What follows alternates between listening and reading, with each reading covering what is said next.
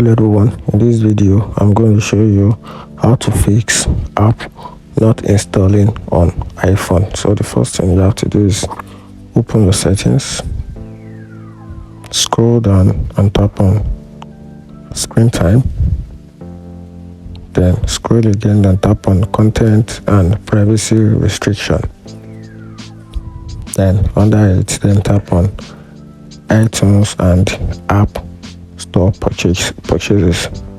Tap on it, then you tap on installing apps. If your option is set to be disallowed, then that means you won't be able to install any apps on your phone. Perhaps installing app on your phone is disallowed. So if you want to be able to install apps on your phone without problem, you have to turn on which is the allow option. So which means anytime you want to install any apps on your phone, the phone will automatically allows new app to be installed, and that's it. If you find this video helpful, like and follow for more. Thank you.